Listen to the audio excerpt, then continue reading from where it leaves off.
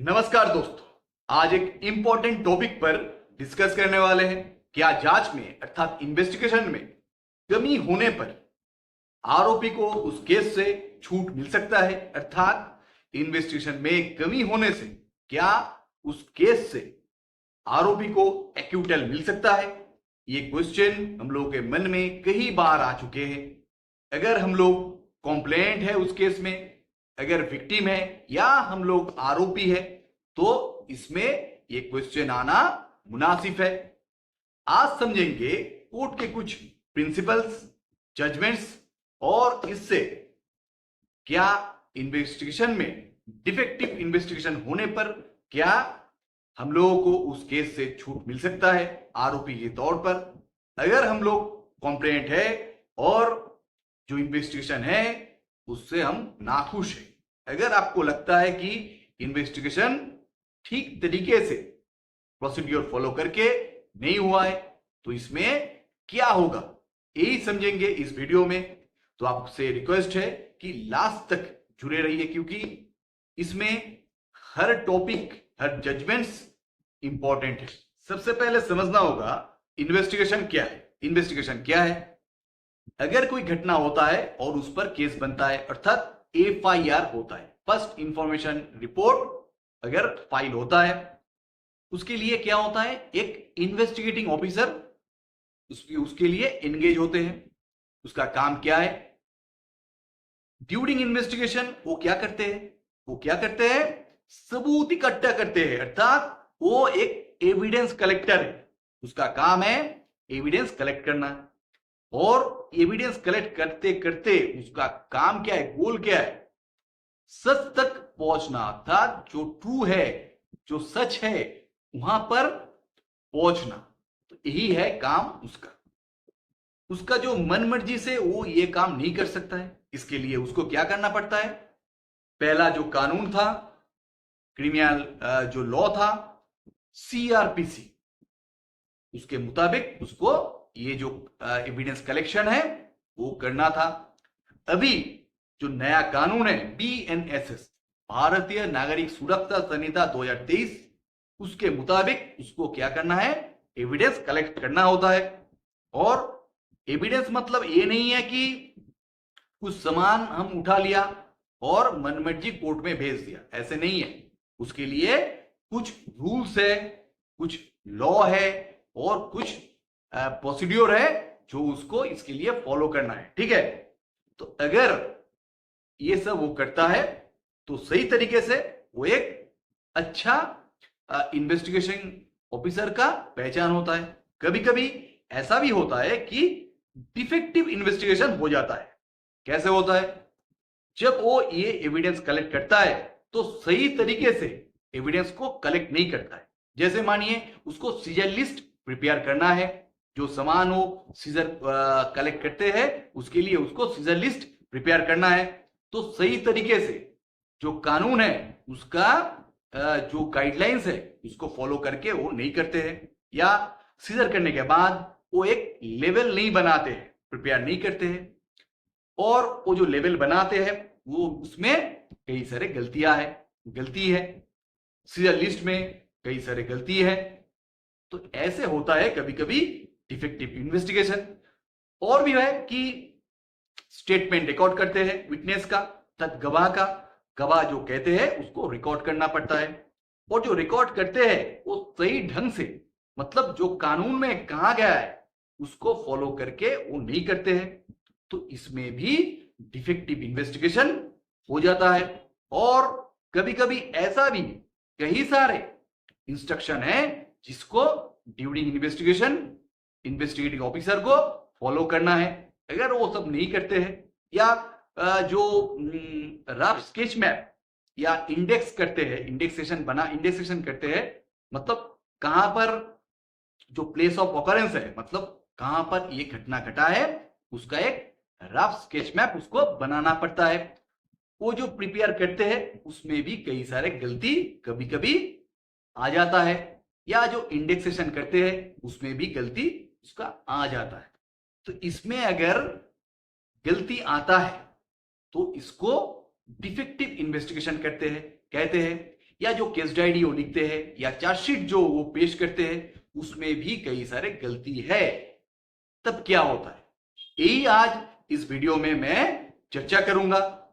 इसके regarding important judgments है supreme court का, ये आपके साथ इस वीडियो में मैं शेयर करूंगा। जैसे state of Uttar Pradesh versus Jagdev, ये 2003 का केस था। सुप्रीम कोर्ट ने कहा है कि डिफेक्टिव इन्वेस्टिगेशन अपने आप में एक्यूज का एक्यूटल का ग्राउंड नहीं हो सकता है जब तक ये एक्यूज को सीरियस नुकसान अर्थात हानि ना दे। उसके बाद स्टेट ऑफ कर्नाटका वर्सेस के येरप्पा रेड्डी, उस केस में सुप्रीम कोर्ट ने कहा है कि अगर जांच इलीगल या सस्पिशियस है भी तब भी बाकी सबूतों को उस जांच के असर से अलग से दिखना चाहिए। अदालत को यह देखना है कि जो मटेरियल ऑफ एविडेंस अब तक जुगाड़ हुआ है रिकॉर्ड्स में वो क्या सफिशिएंट है, काफी है उसको एक्यूटल करने के लिए या सजा देने के लिए। अगर रिकॉर्ड्स में जो मटेरियल ऑफ एविडेंस जुगाड़ हुआ है ये काफी है उसको सजा देने के लिए जजमेंट में, तो वो जजमेंट में कोर्ट को वो करना है। कोर्ट को ये देखना है कि जो इन्वेस्टिगेशन है उसमें कमी है, तब भी उसको नजरअंदाज करके देखना है कि रिकॉर्ड में क्या उसको सजा देने के लिए सफिशिएंट एविडेंस है कि नहीं है, सच तक पहुंचने के लिए सही रूप का एविडेंस है कि नहीं है, ये देखना है। और भी कुछ जजमेंट्स है जो आपके साथ इस वीडियो में मैं शेयर करूंगा। जैसे Dhanraj Singh versus state of Punjab 2004 का वो केस था। कोर्ट ने ये क्लियर किया है अगर इन्वेस्टिगेशन की जो जांच है उसका जो गलती है वो ट्रायल को इफेक्ट नहीं कर रही है तो आरोपी को छूट देना जरूरी नहीं है।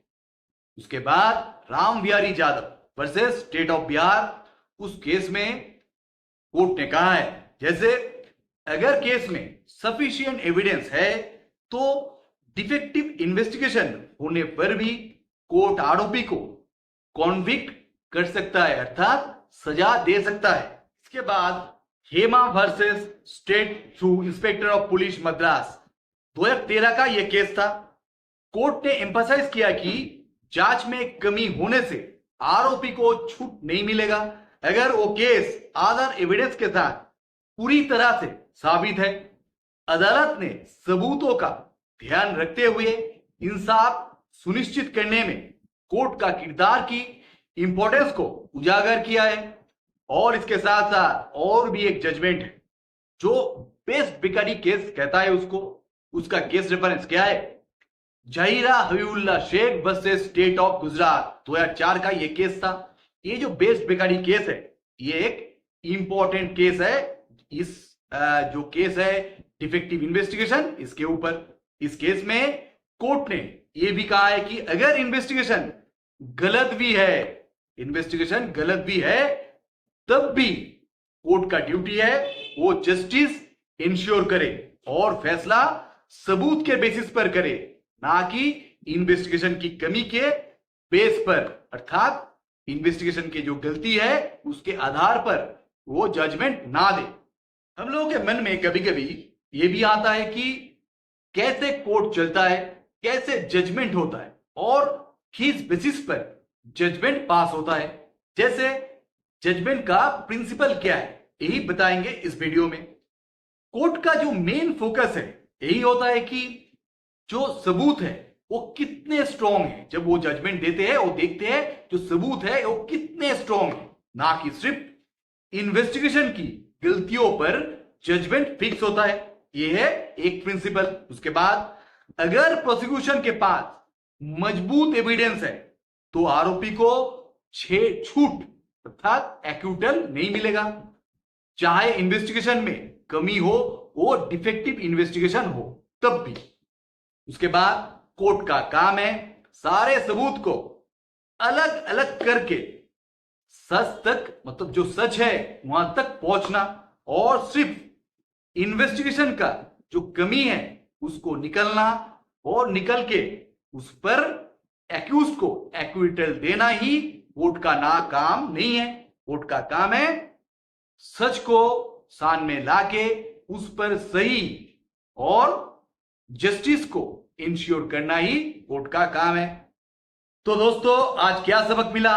अगर आप किसी केस का कॉम्प्लेंट या विक्टिम है और आपको लगता है कि आपका जो इन्वेस्टिगेटिंग ऑफिसर है आयो है वो ठीक तरीके से इन्वेस्टिगेशन नहीं किया है, तब भी आप टेंशन मत कीजिए, क्योंकि अगर इन इन्वेस्टिगेशन में कमियां है, गलतियां है, तब भी जरूरी नहीं है कि आरोपी को एक्विटल मिल जाए, अर्थात छूट मिल जाए।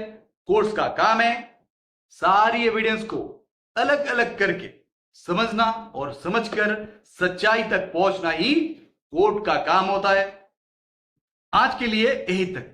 अगर लगता है कि यह टॉपिक शेयर करने लायक है तो आप इसको दूसरे के साथ शेयर भी कर सकते हैं। आज के लिए मैं चलता हूं, फिर आऊंगा एक नया वीडियो के साथ, नया टॉपिक के साथ। तब तक के लिए धन्यवाद।